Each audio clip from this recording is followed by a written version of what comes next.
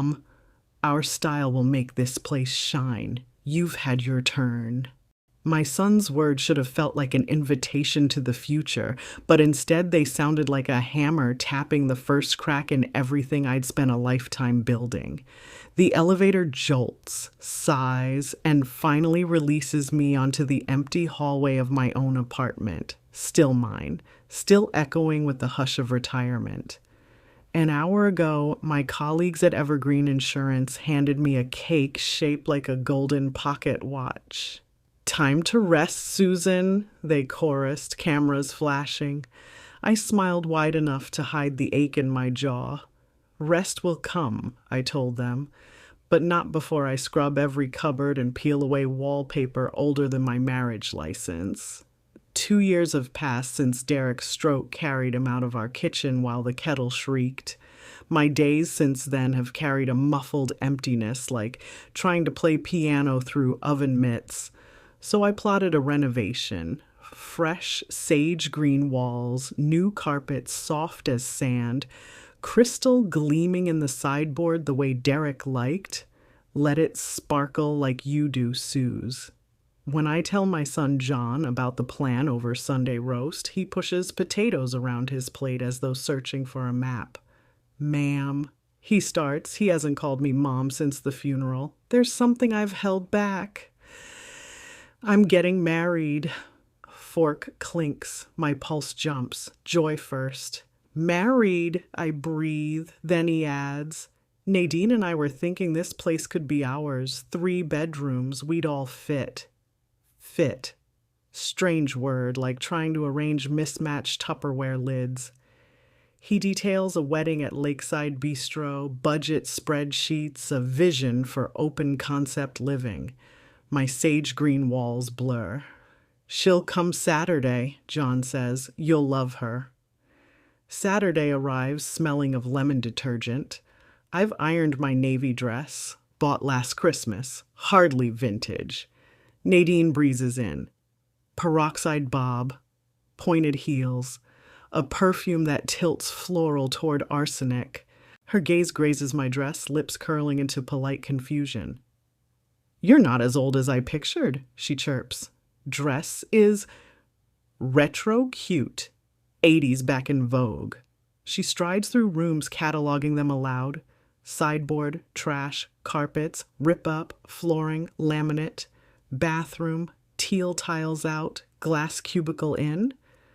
I trail her words like loose threads. She stops at my bedroom door. "This one's brightest. John and I will need the master. You'll be cozy in the small room by the kitchen." She says cozy the way people say mold. Heat floods my cheeks. "You're speaking of changes to a home you don't own?" I manage. Across the room, John hovers, uncertain boy wrapped in a man's jacket. "Ma'am," he attempts. "Nadine's right. We haven't updated in decades. Let us modernize. You'll enjoy it." "My home is not a showroom," I answer, voice trembling like china. "Derek chose that sideboard when we couldn't afford curtains. We'll keep our history on display." Nadine's smile cracks. "Told you she'd be stubborn," she mutters to John, loud enough. Turning, she fires one last dart. "How will we raise children surrounded by relics?" Relics. The word clatters inside me hours later while I swallow blood pressure tablets. Through the wall, I hear muffled sparring, John's deep rumble, Nadine's shrill crescendos, then the slam of the flat door. "Old witch!" floats down the corridor like smoke. I lie awake, counting heartbeats, foolishly waiting for the latch to lift back up, for my boy to apologize. Sunday afternoon, John returns alone, suitcase wheels scratching the parquet, face tight, eyes red. "We'll rent somewhere modern," he bites. "Enjoy your museum." I open my mouth, but grief swallows the words, leaves only silence. The door closes, the hallway swallows his footsteps. Days blur into paint fumes and carpet samples. I refuse to let betrayal become decorator. I scrub crystal until fingers prune, hang curtains the color of summer grass. Each clang of the hammer sounds like Derek approving. When the apartment gleams, hollow quiet settles, but it is my quiet, a familiar hush. 6 months crawl by before John reappears, suitcase once more, shoulders sagged. Nadine traded up. He confesses, tears glimmering. She said a driver's salary can't fund designer dreams. I brew tea, listening to the ache I once nursed in secret. He asks if he might stay, for a while. I trace the rim of my teacup. Live your own life, Johnny. Earn your own walls. This home belongs to memories that respected it. I mention a cousin, 3 kids, cramped space, my will now favoring them. His face twists, but apology does not come. He leaves, carrying disbelief heavier than luggage. Night folds around me, but the apartment no longer feels oversized. Each room holds its breathless story. Derek's workshop smell in the closet, laughter fossilized between carpet fibers, my reflection in glass doors polished bright. My time hasn't passed. It's ripening. And when morning sun ignites the crystal, shards of rainbow scatter across sage walls, proof that even relics can cast new light. Morning light slid across the freshly painted sage green walls, and for the first time since Derek passed, Susan woke without an alarm clock or a to-do list shouting in her head. The apartment, hers alone now, felt impossibly wide, its silence no longer oppressive but spacious, like a room aired out after years of stale breath. She brewed a single cup of coffee, carried it to the window, and watched the city shake mist from its shoulders. Every sip tasted like something she hadn't allowed herself in decades. Possibility. The renovation plans that Nadine had mocked became Susan's North Star. She started small.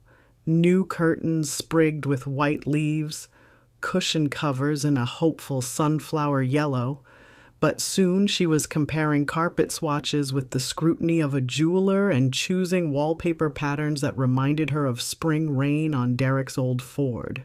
Each decision settled another layer of dust that grief had laid over her heart. When the workmen arrived to replace the tired linoleum in the hallway, she greeted them in her best silk scarf, supervising like a forewoman on a film set. By evening, an unfamiliar scent of fresh lumber wrapped around the apartment, mingling with the cinnamon of her standby oatmeal cookies until she almost forgot the sound of Nadine calling her dress retro. Word spread through the building that Miss Susan, the quiet widow in 4B, was doing up the place. Neighbors she'd scarcely spoken to in years began knocking, ostensibly to borrow sugar, but really to peek at the transformation. Martha, from 5C, a retired music teacher, popped in during the second week of painting. "Darling," she said, eyes wide at the sparkle of newly polished crystal, "you have enough life in here to warm December." Susan laughed aloud, the sound rusty but genuine, and poured them both raspberry tea. As the jazz record spun on Derek's old turntable, Martha asked, "What's next?" Susan surprised herself by answering, "I think I might finally learn to paint." The community arts center smelled like turpentine, cheap coffee, and anticipation. Susan arrived in a crisp blouse and the same navy dress Nadine had belittled. Now accessorized with confidence, she felt oddly like a freshman stepping into college again. Easels stood in disciplined rows, jars of brushes shivered when someone knocked a table. The instructor, soft-spoken Pilar with silver hoops and paint blotches on her sneakers, handed Susan a set of primary acrylics and said, "Start with the color that frightens you least." Susan chose a mellow ochre, the shade of late summer wheat fields she'd visited with Derek, and let her wrist move before her mind caught up.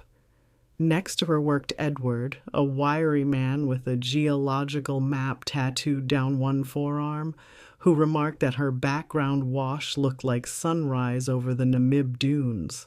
She smiled and added a streak of ultramarine, surprised at how right the blue felt slicing through all that gold.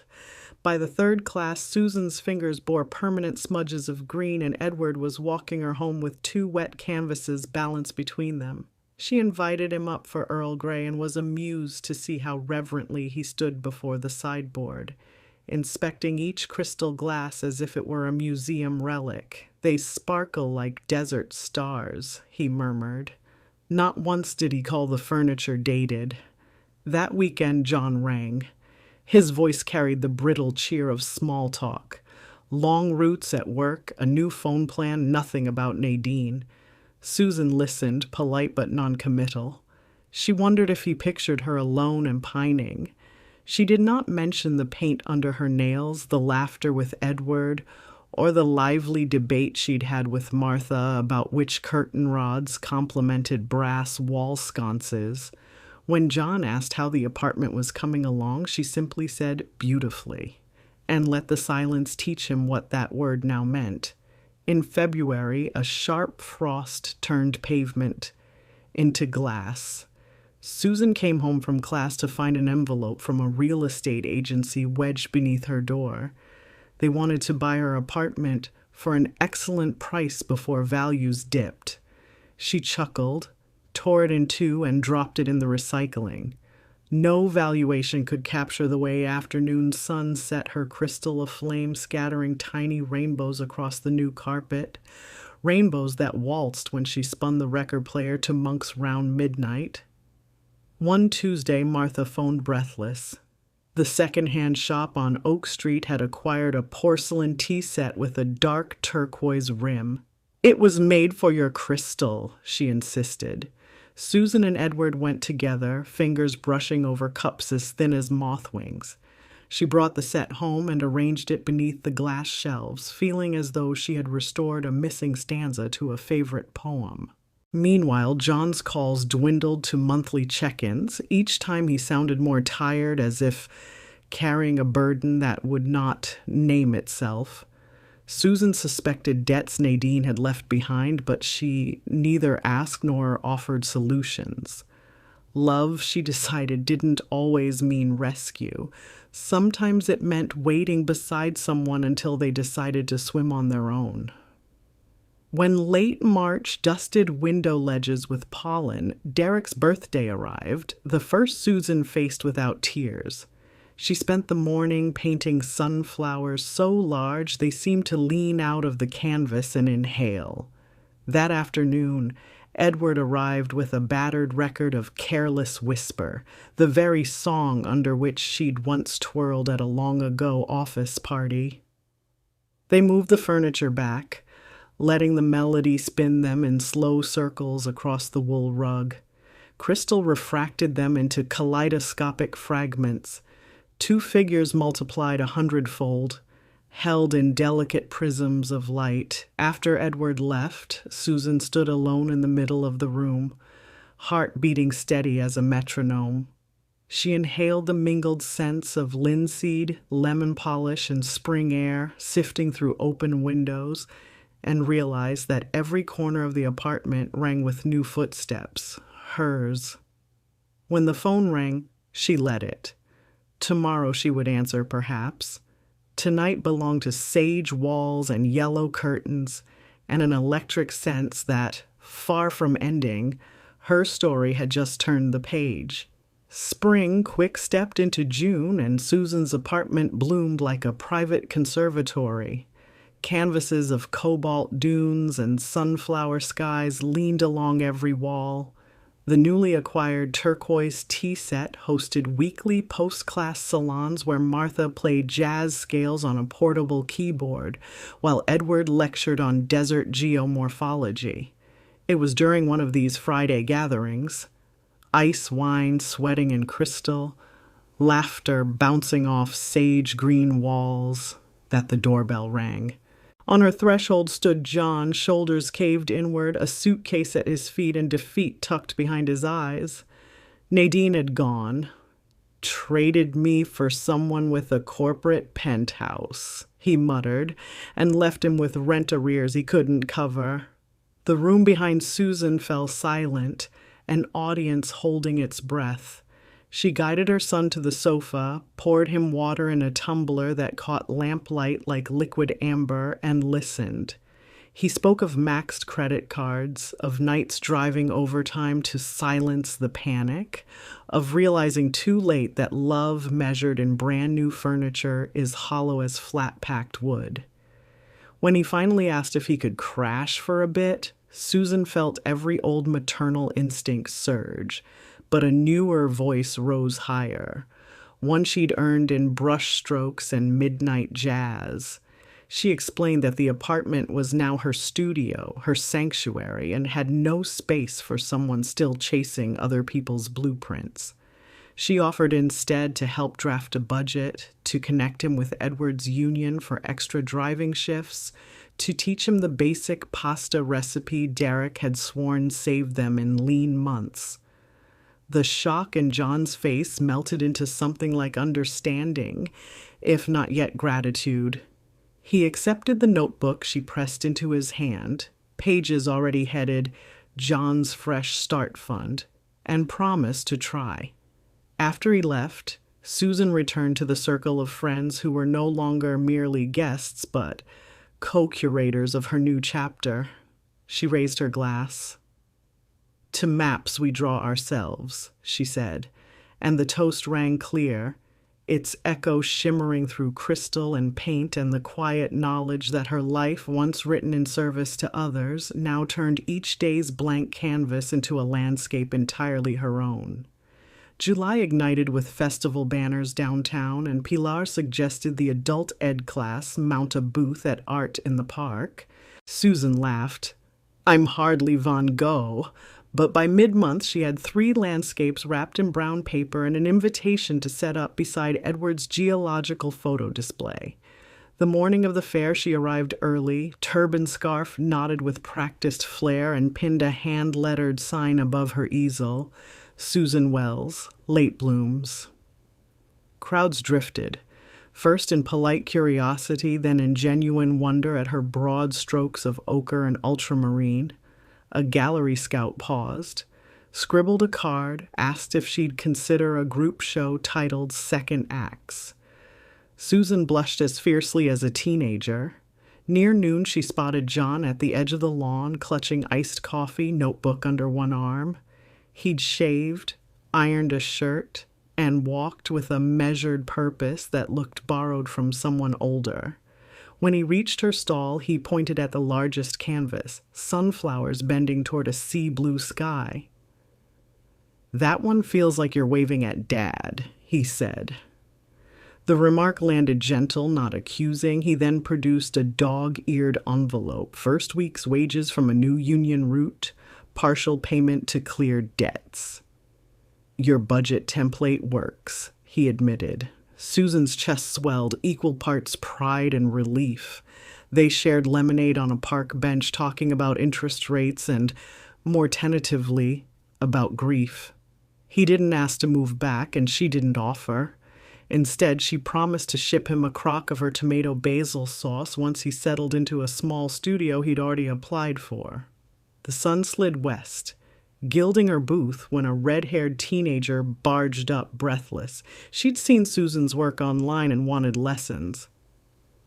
"I thought my grandma was too old to start painting," the girl said, "but maybe she isn't."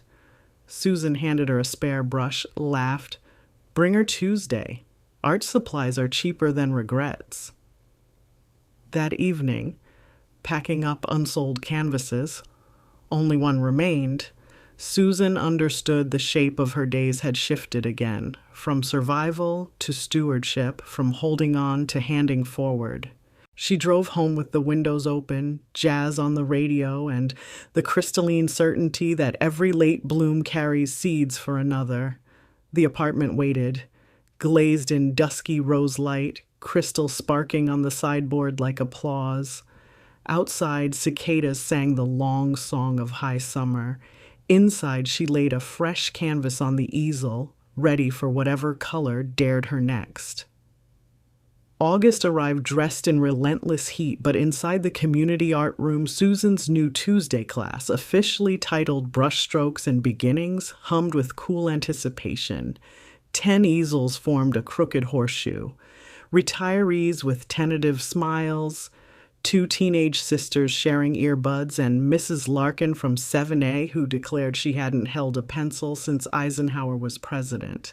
At exactly 10 o'clock, Susan clapped paint-speckled hands and said, "Today we start with fear's favorite color, pure white. Our job is simply to disturb it." A wave of nervous laughter rose and brushes dipped into cerulean. Edward sat in the back, ostensibly photographing reference textures for his desert series, though Susan suspected he wanted to ensure no one stole turpentine by mistake. They had, over late-night palettes and shared cello playlists, slid into an ease that felt simultaneously new and decades familiar. He called her apartment the studio, and she called his spare bedroom the gallery annex. And neither bristled at the growing overlap of half-empty teacups and borrowed books. Class ended in a flurry of phone snapshots and promises to practice at home. As students filed out, Edward approached with a folded leaflet. "Juried exhibition in October," he said, tapping the header. "Theme, Horizons. They want joint submissions, photography and painting and dialogue."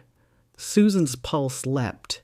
A year ago, her only horizon was the edge of Derek's gravestone. Now it stretched somewhere beyond gallery walls. Still doubt flickered. She began, but Edward cut in. "If they reject us, we'll hang our own show in my annex and invite everyone we like." She laughed, heart steadied. On the walk home, late summer air shimmered above asphalt. Susan's phone buzzed. John's name followed by a photo, him in front of a freshly painted door, key raised like a trophy. "First rental, first fresh start. Sauce recipe, please."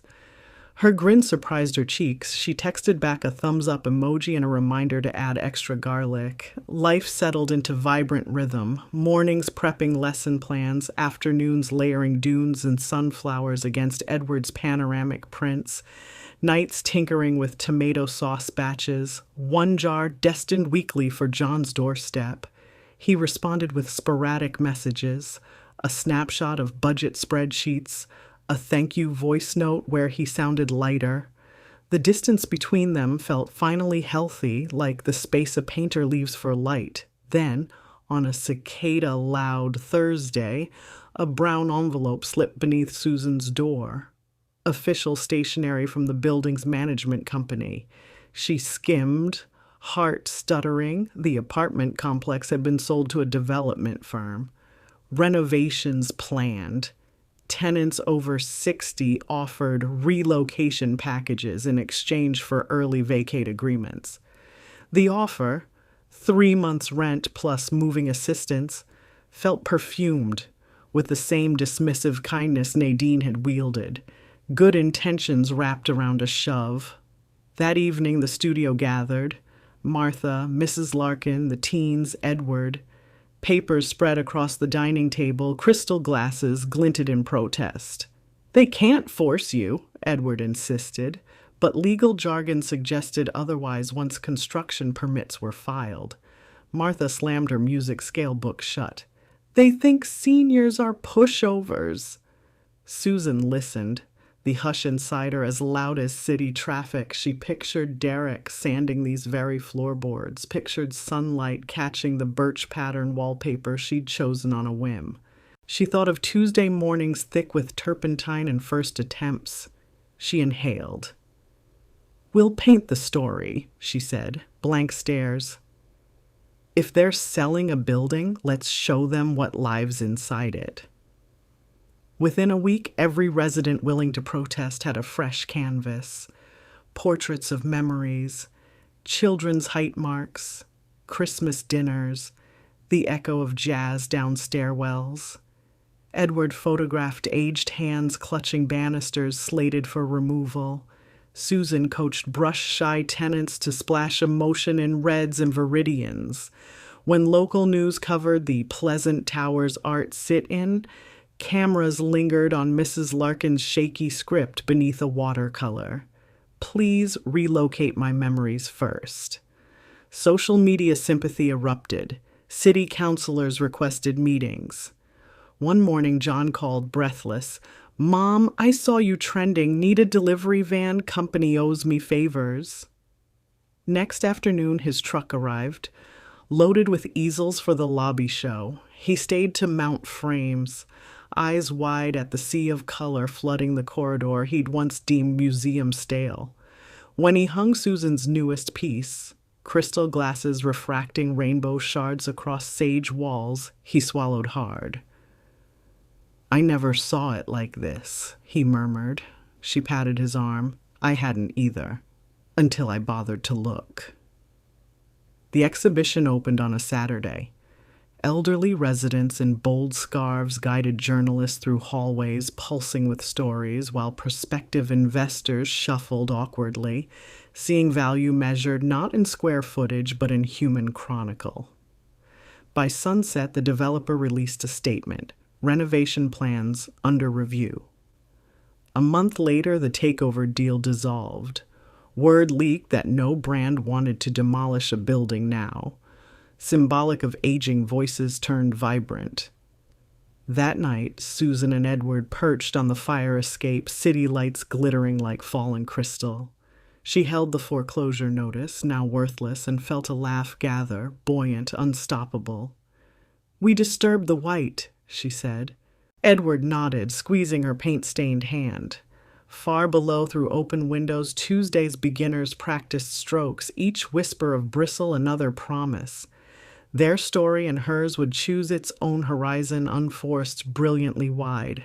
Autumn tipped gold into the city's gutters, and pleasant towers basked in a curious fame.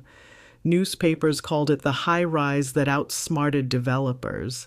Art students sketched its facade during homework walks, and Saturday tour buses occasionally slowed so guides could point out where a group of retirees saved their home with paint. Susan found the attention exhilarating and absurd in equal measure. She still took out the trash in fuzzy slippers, still debated between two brands of cat food, yet strangers now called her the artist activist. The lobby exhibition remained up through October, and a local arts nonprofit asked to curate a rotating gallery on the ground floor.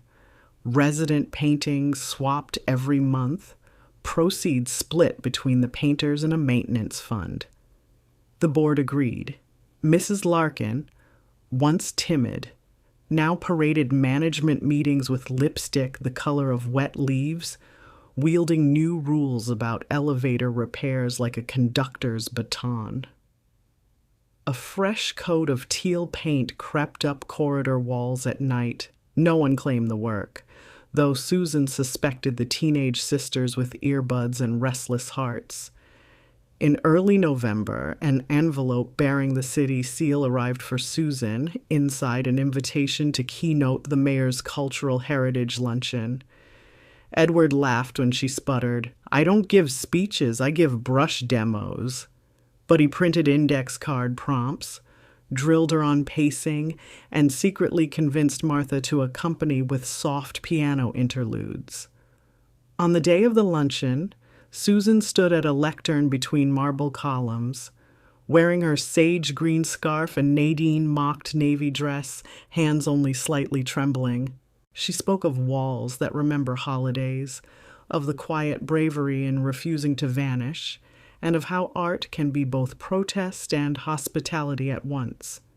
When she finished, the mayor presented her with a small plaque, "Susan Wells," proof that late blooms fuel future forests. Later, Edward teased that the title sounded like a Terry Pratchett chapter. She tucked the plaque behind Derek's photo on the sideboard, where it caught just enough lamplight to sparkle but not boast. Thanksgiving loomed, stirring bittersweet currents. John called one chilly Sunday and asked haltingly if she might come to his new studio flat for supper. Nothing fancy, just lasagna. Susan accepted, and against tradition, volunteered to bring only salad. The evening surprised them both.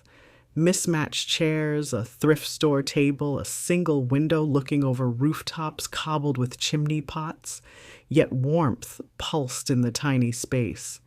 John's lasagna was over-cheesed and under-seasoned, but he beamed as though plating award cuisine. Over coffee, he confessed he'd started therapy, company insurance covered it, and that he'd begun setting aside 10% of every paycheck. "For my own place someday," he said. She squeezed his hand and felt for the first time since Nadine's visit a future where their relationship grew without pruning her roots. The juried Horizons exhibition date approached. Susan and Edward fused their works into diptychs, her acrylic skies melting into his long exposure dune photographs, seams disguised beneath translucent gesso. They titled the series Fault Lines and Sun Lines, a nod to geological fractures and the light that always finds them. When the judges emailed results, Susan stared at her screen, breath snagging. Accepted all 3 pieces with a request to feature them on the event poster. She phoned Edward, who answered in a museum hush. He let out a whoop that echoed through whatever gallery hall he was visiting, drawing startled looks. Opening night unfolded beneath gallery track lights. Patrons in black cocktail outfits clustered around their diptychs, murmuring about bold narrative interlacing.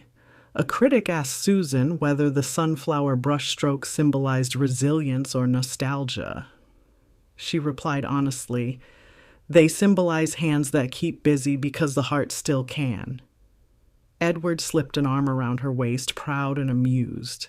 Sales inquiries followed, but Susan insisted on NFS. Not for sale, at least for now.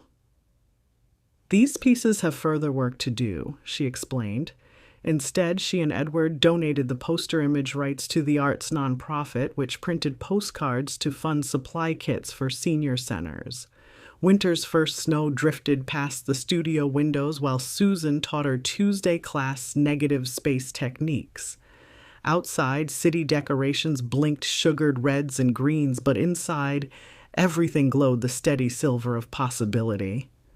After class, Edward unrolled a blueprint on the dining table, a proposal for a traveling exhibition van, part gallery, part workshop, that could visit rural nursing homes. He'd already secured a small grant. "We'll call it the Late Bloom Bus," he said. Susan traced the sketched shelves, the fold-down easels, the tiny tea counter. "If it breaks down," she teased, "I'm keeping Stanley's hammer under the seat."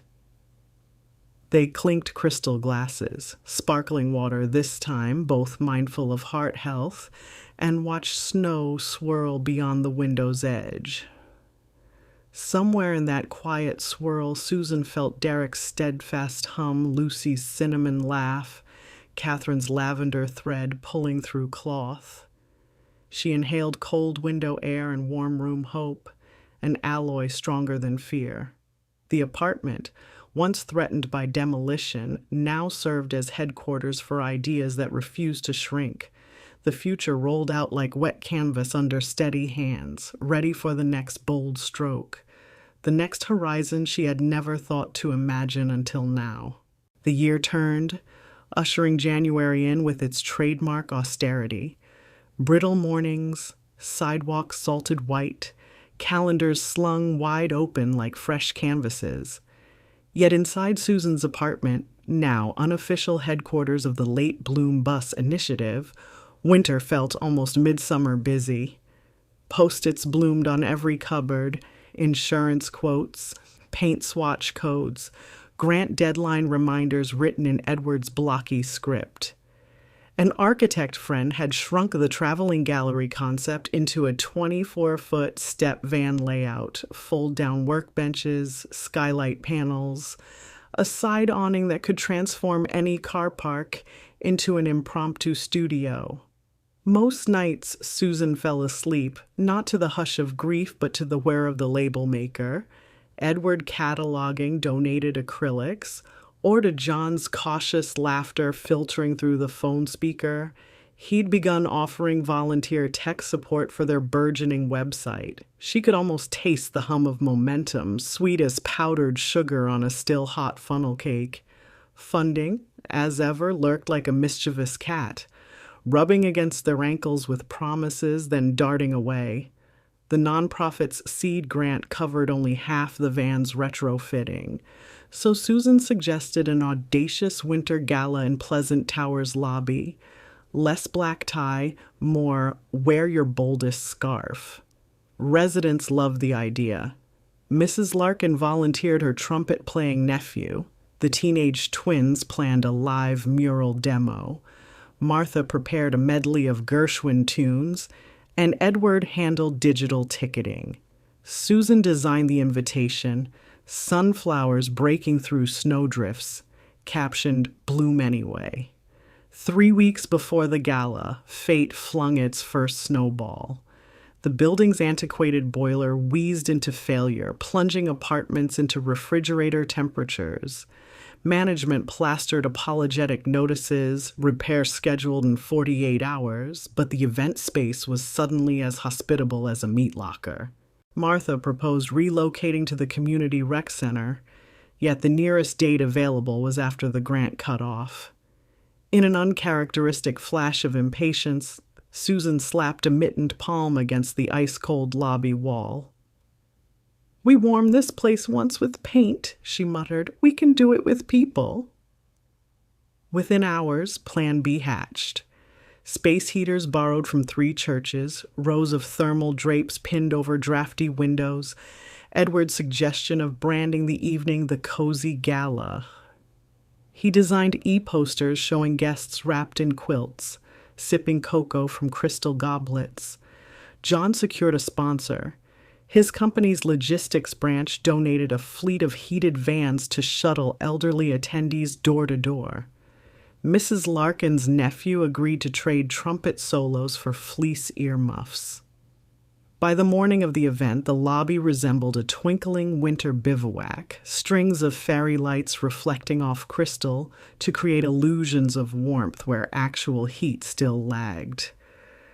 Guests arrived swaddled in plaids, sipping cinnamon-spiked cocoa. Susan, in a velvet jacket the color of midnight oil, welcomed them beneath a hand-painted banner. Art heats homes, hearts, and horizons. The twins splashed magenta across a canvas taller than a refrigerator while trumpet flourishes tangled with Gershwin chords. Edward unveiled a VR headset station that let visitors step into a preview of the late bloom bus interior. Laughter erupted as seniors guided digital paintbrushes across imagined walls. Halfway through the evening, John took the portable mic. His voice trembled, but pride straightened his spine. "Mom taught me that sometimes the home you need to build first is inside yourself," he said, gesturing toward her. He then announced that his company would match every dollar raised tonight. Gasps scattered like confetti. Susan's heart thudded, tears prickling. She mouthed a silent thank you. By closing time, the thermometer in the lobby still read a stubborn 58 degrees, but no one seemed to notice. The donation jar overflowed with checks, and the online counter on Edward's tablet flashed 103% of target. Amid cheers, Susan slipped behind the sideboard, pressed her forehead to cool crystal, and whispered Derek's name, a private toast to the man who once insisted their sideboard would outlast fashion. 4 days later, the retrofitting contract was signed. Mechanics stripped the van's innards, installing LED gallery rails, storage cubbies, and a fold-out wheelchair ramp.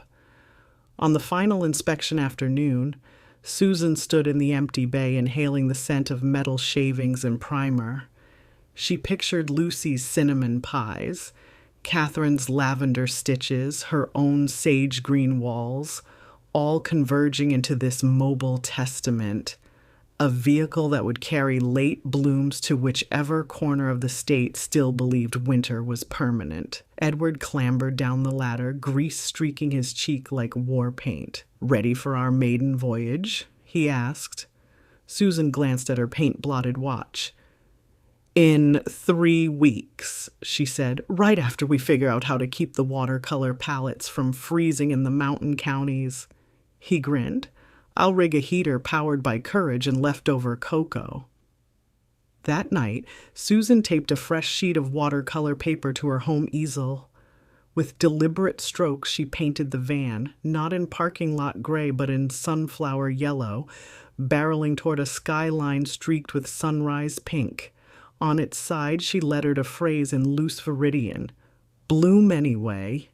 She stepped back, studying the horizon line she'd chosen, and felt the gentle tug of all the threads, Lucy's, Catherine's, Derek's, John's, Edward's, stitching her forward into miles, yet untraveled. The late bloom bus rolled out on a frost-laced dawn in February, engine rumbling like a low trombone while Susan tightened her scarf and gave the front fender an affectionate pat. Beside the door, Edward had stenciled their Sunflower Breaks ice logo. John had discreetly mounted a refurbished space heater beneath the supply shelves, proud enough to hover but disciplined enough to wave goodbye as they eased into traffic. Their first destination, Brookside Haven, a hillside nursing home 6 towns over, whose activity director had confessed on the phone, "Our residents watch the snow more than the television. They need color." 2 hours later, the van angled into Brookside's semicircle drive, tires crunching old sleet. Curtains twitched in upper windows, curiosity waking from hibernation. Susan and Edward flipped down the side awning, cranked open easels like accordions, and filled tin kettles on portable burners, letting cocoa scent drift ahead as ambassador. The first brave soul, Mrs. Aguilar, shuffled out with her walker and a knitted blanket trailing behind. She blinked at the rainbow of paint tubes, then at the brass rails displaying Edward's dune photographs. "Desert heat in February?" she chuckled. "Count me in." Within 30 minutes, half the resident roster trickled to the parking lot, bundled in coats in anticipation. Susan handed out canvas boards pre-tinted sky blue, so no one faced intimidating white, and proposed a theme: warm places we've never been or would like to visit again. Mrs. Aguilar dabbed a persimmon sun over an invented beach. Mr. Caldwell, a former train conductor, tried his hand at copper rails stretching toward a pink horizon. Laughter thawed the chill.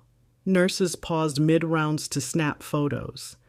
Edward set up a collapsible projector inside the bus, turning its narrow aisle into a gallery tunnel.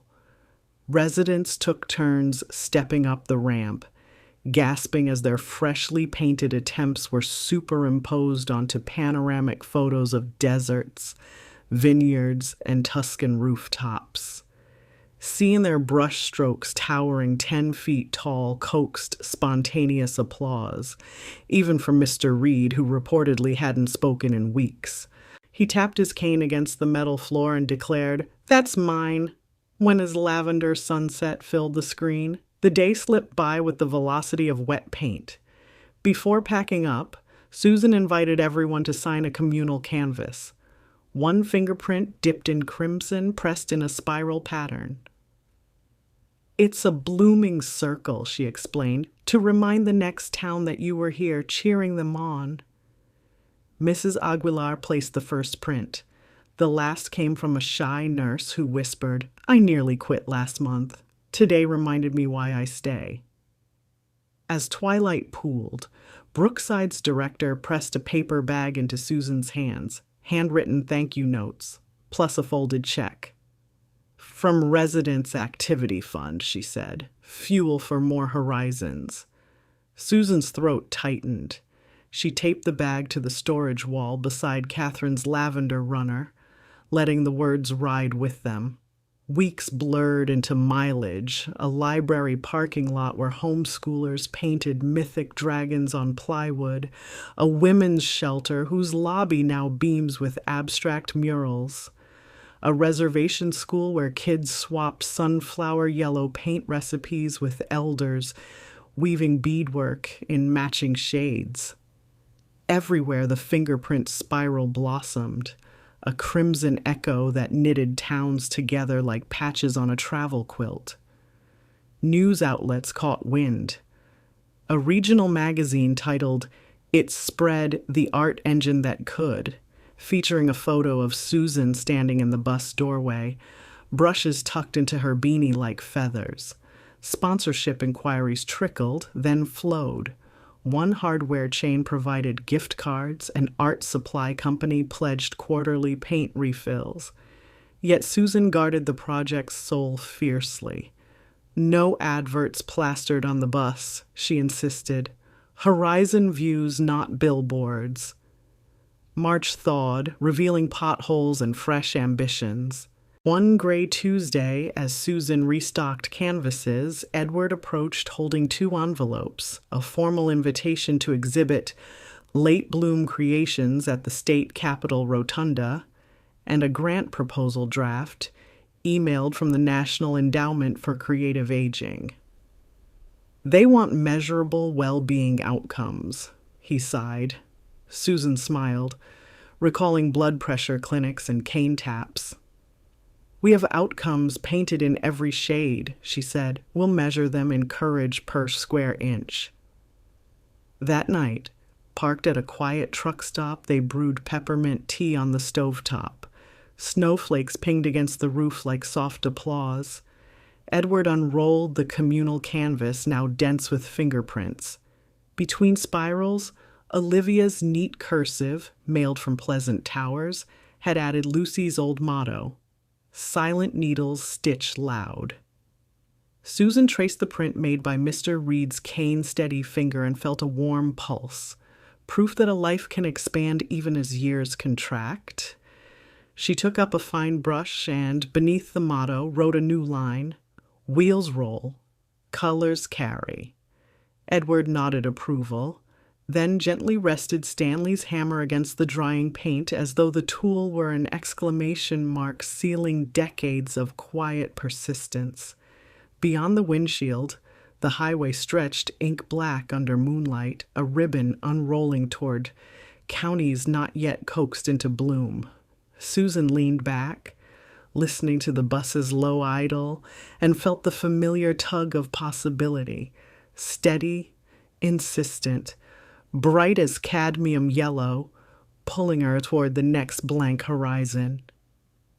April's breeze shook white petals from the pear trees lining Capitol Mall, making it look as if the marble steps themselves were shedding confetti in anticipation of the late bloom bus arrival.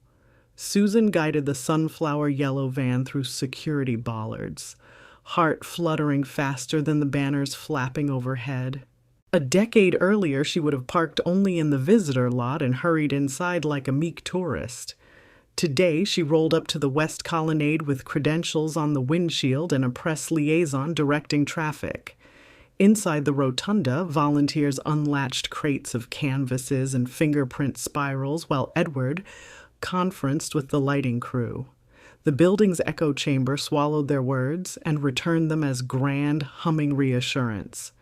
Susan caught a reflection in a bronze elevator panel. Streaks of cobalt still dotted her fingertips, and a stubborn lock of silver hair defied the neat braid she'd woven at dawn.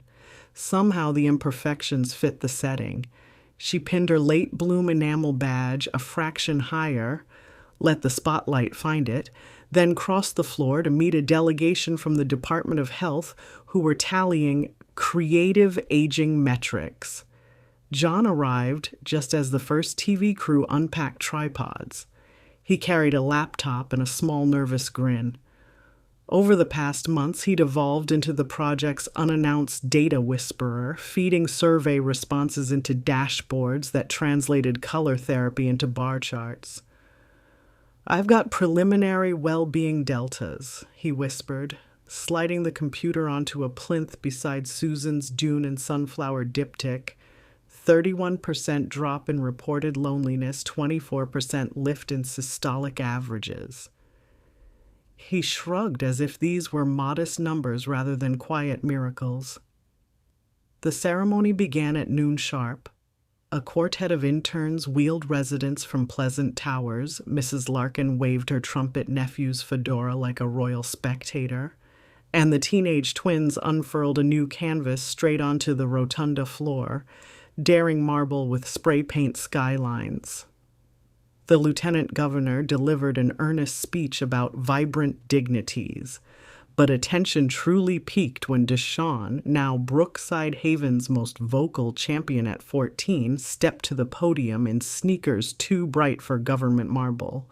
He told the story of coaxing his grandmother back to watercolor after Alzheimer's had stolen her words, and how she now painted silent gardens that made her smile. Reporters' flashes stuttered, capturing tears on unexpected faces. During the applause, Susan felt her phone vibrate, a text from the mechanic who serviced the bus. Picked up slow coolant leak. Safe to drive home, but get van in Monday. She exhaled. Challenges never traveled far behind triumphs. Still, there was money now. Gala funds, sponsorship credits, to keep wheels rolling. She turned back to witness Edward guiding the health department director through a VR headset tour of the van.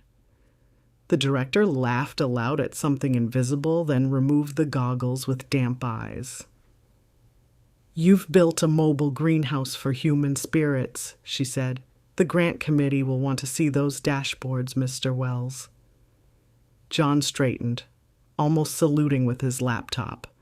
After the crowd dispersed, Susan, Edward, and John slipped onto the observation balcony overlooking the city. The sun balanced on the river's edge, painting the glass office towers cadmium orange.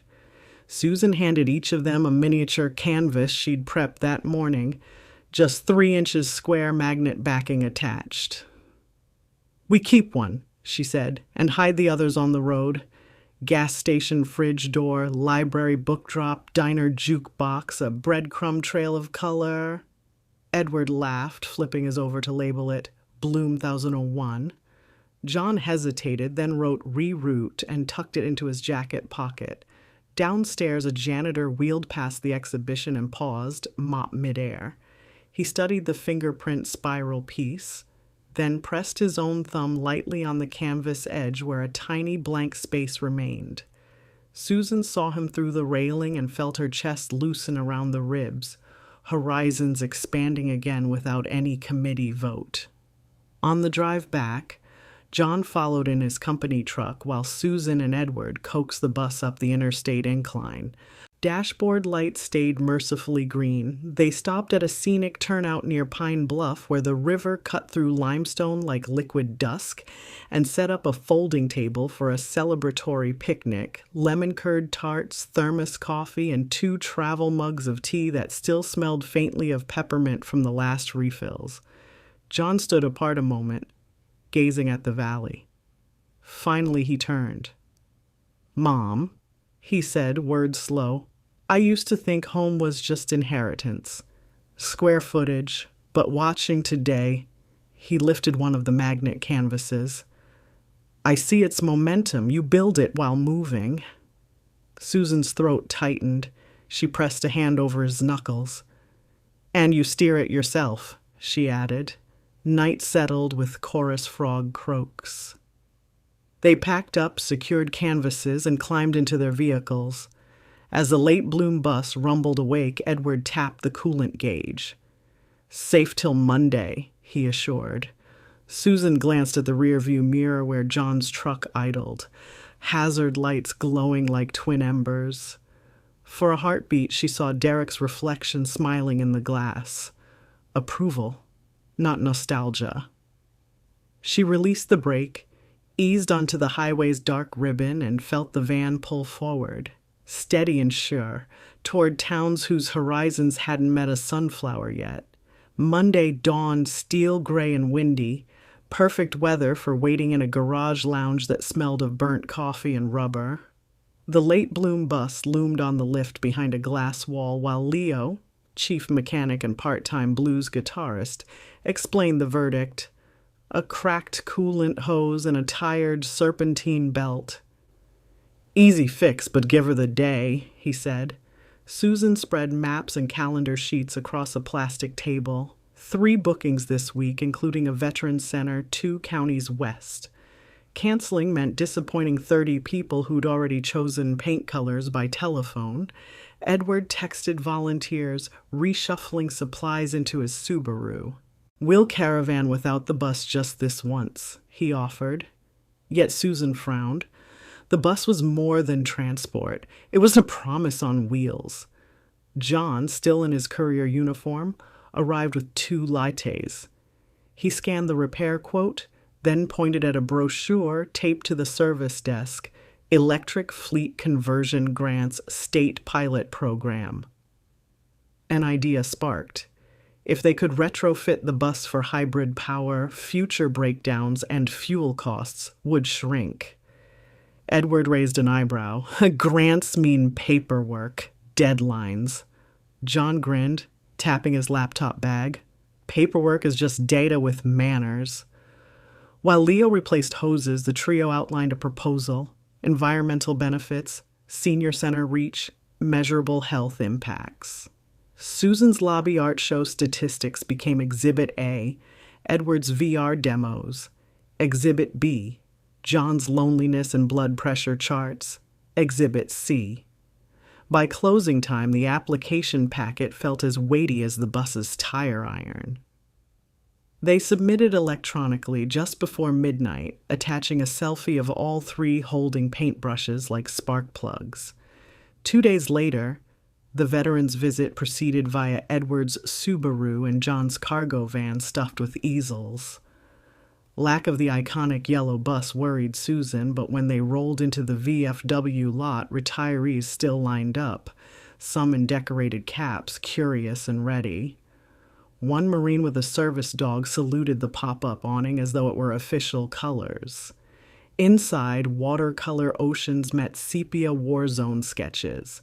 A former corpsman painted the desert sand not as trauma, but as sunrise. Susan realized the heart of late bloom wasn't the metal shell. It was the seed of shared courage. Still, she longed for the gentle diesel hum that usually underscored workshops. A week later, an email subject line shouted, "Congratulations, funded." The state would cover 80% of a hybrid conversion, provided they complete a pilot tour documenting carbon savings. Susan whooped so loudly Martha heard through the ceiling and thumped back in applause. Leo scheduled the overhaul. He'd never worked on a mobile art gallery, but engines are engines, hope just the paint job. During conversion downtime, Susan's Tuesday class expanded into Wednesday ceramics. She found clay surprisingly forgiving. Unlike acrylic, it waited while you fixed wobbles. Edward teased that her sunflower motifs now sprouted in 3 dimensions. Meanwhile, John, flush with purpose, spearheaded a digital map pinning every fingerprint spiral, each blossom a clickable story. Media outlets loved the visualization. Donations ticked upward. At last, early June, the bus rolled out. Still sunflower yellow, but now whisper quiet in electric mode. A discreet battery gauge glowed where the old tachometer had been. Leo left a note taped to the steering wheel. "She'll hum a different tune, but she's still your girl." Susan ran a hand along the fresh paint, feeling the subtle vibration of possibility. Their inaugural eco-tour aimed north through mountain towns where air smelled of pine and internet coverage came in hiccups. On the second stop, a summer camp for foster teens, a thunderstorm cracked open afternoon skies. Instead of dashing for cabins, campers crowded under the bus awning. Susan and Edward set up quick sketches of storm clouds, turning lightning into cobalt zigzags. Rain drummed the roof, yet inside the bus, warm LED strips lit rows of dripping canvases, the hiss of weather mixing with laughter. One boy, silent until then, asked to stay after and paint alone. He produced a jagged skyline, then carefully overbrushed it with rising suns. Susan watched in respectful quiet. Sometimes art was the only safe confession. That night, Parked near a trailhead, they brewed cocoa on the induction hob, powered by the new battery bank, and tallied carbon offsets in John's spreadsheet. The numbers mattered to Grant officers, but to Susan the real metric was the hush that settled over the teens' once brushes met paper, the way even thunder paused outside stained glass storm scenes. Lying in her bunk above the storage cabinets, Susan opened her sketchbook to capture the day. She drew the bus cutting silently through pine silhouettes, exhaustless, leaving only a wake of color. Beneath she wrote, "Horizons expand when engines listen." Closing the book, she felt Derek's steady grin, Catherine's lavender stitch, Lucy's cinnamon warmth, and John's emerging certainty, braided into the quiet electric hum. Outside, stars stitched their own spiral across the dark, a reminder that every late bloom looks up before it opens wide. Cedar Creek's old paper mill, once a hollow grid of rust and echoes, now blazed at sundown like a stained glass cathedral. Every sheet metal panel carried a fingerprint gear or a sunflower petal. Together they formed a sprawling spiral that seemed to inhale light. Susan stepped back from the wall, roller dripping saffron, and felt the hush that always follows the last decisive stroke. Around her, teenagers wiped paint-splattered forearms, laid-off mill hands high-fived, and the community choir struck an unplanned chord that floated into the river wind. Edward lowered his camera. "We've done what we came to do," he whispered, voice husky with exhaustion and awe. Susan nodded, heart thudding an exclamation point. Somewhere behind them, a TV reporter pronounced the mural a turning gear in Cedar Creek's recovery. But headlines felt small compared with the sight of Mrs. Aguilar, bust in from Brookside Haven, tracing a wrinkled finger over the petal she'd painted weeks earlier on canvas and now, enlarged by strangers' hands, writ permanent on steel. As dusk thickened, Mayor Rodriguez unlocked the mill's padlocked gate and motioned Susan inside. The cavernous interior smelled of sawdust memories, but fresh floodlights revealed sweepers already clearing floor space. "An eco-paper startup signed a letter of intent today," the mayor said. "They want the mural to remain as the plant's soul." He handed Susan a small plaque. "In gratitude to the late Bloom bus." She felt Derek's steadiness in her spine, Catherine's lavender loop tugging each word into place. Silent needles stitched loud. Later, the team gathered on the bus roof beneath the sky rinsed in violet. John climbed the ladder last, carrying enamel mugs of hot cocoa, their unofficial christening ritual. He cleared his throat. "I turned down the logistics position," he announced, eyes seeking his mother's.